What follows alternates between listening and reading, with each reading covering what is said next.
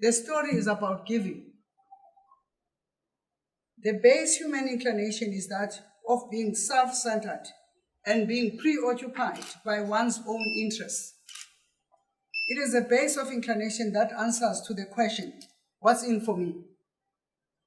However, it is in giving of ourselves to others that we find our greatest sense of meaning.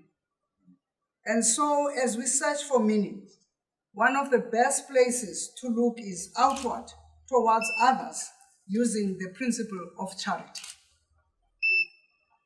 Too often, the meaning of charity is reduced to the act of giving alms or donating sums of money to those who are economically disadvantaged. But charity in its purest forms involves so much more. It includes the giving of our hearts, our minds, our talents in ways that enrich the lives of other people and all people, regardless of whether they are poor or rich. His hit luck when he got a summer job as a porter on a train. During his service, he served a distinguished gentleman who engaged him in a conversation that included talk about his ambition. With the little money he amassed, Hanley Sr. went back to the college only to be summoned to the college president's office. In our parlance, we talk of a vice-chancellor. It so happens that the distinguished man on the train had decided to sponsor Hanley Sr. for his studies.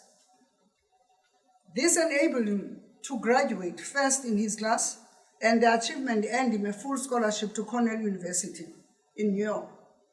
When Hanley produced his first and award-winning book, and in that proud moment, he was reminded of that man on the train. How his generosity that enabled me to be the famous writer he was to become. He writes sharply, I quote, "We children of Simon Hanley often reflect on Mr. Boyce, on his investment in a less fortunate human being. By the ripple effect of his generosity, we also benefited. Instead of being raised as a sharecrop farm, we grew up in a home with educated parents, shelves full of books, and with pride in ourselves. Mr. Boyce dropped like a blessing into my father's life. What some may see as a chance encounter, I see it as working of mysterious power for good," close quote. He concludes, "And I believe that each person blessed with success has an obligation to return part of that blessing. We must all live and act like the man on the train."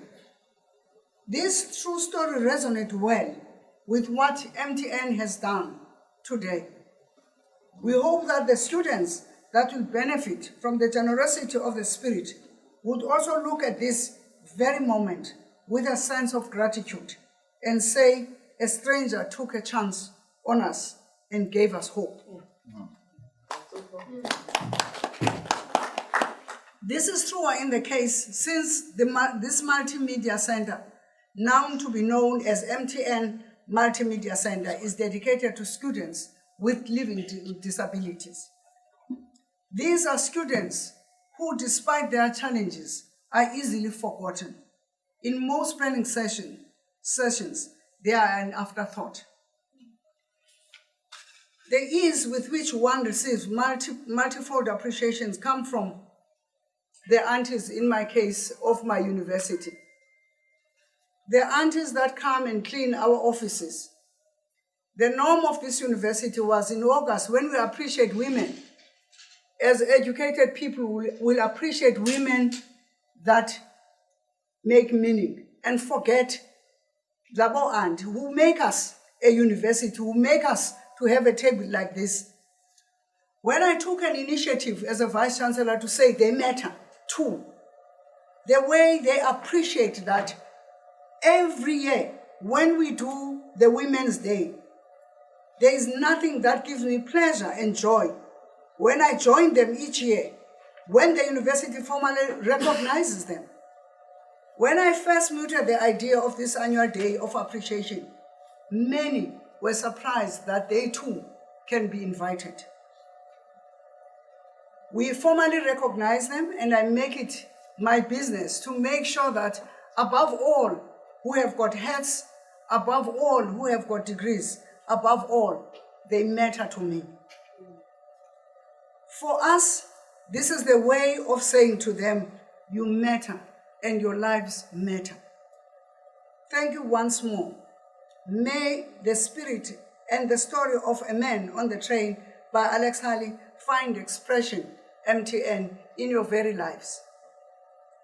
It is by giving to those that may not be able to return the favor that you will find the highest expression of humility. Thank you very much for choosing UNIZULU as that place. Thank you.